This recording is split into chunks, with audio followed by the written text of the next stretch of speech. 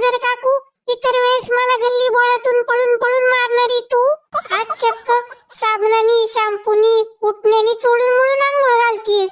काळ उंदऱ्याशिवाय मला कधी हाक मारली नाही तू. आज तुझं एवढं प्रेम का तू चाललंय ग? अरे मूषक बाळा, आता गणपती बाप्पा येणार. आईच्या गावात चक्क उंदराला आंघोळ. तू बाप्पाचं वाहन आहेस ना. आता 10-12 दिवस चिखलात गटारात अजिबात लोळायचं नाही. छान स्वच्छ राहायचं. चोऱ्या माऱ्या करून खायचं नाही. बाप्पा पुढचा मोदकाचा लाडूचा प्रसादच खायचा.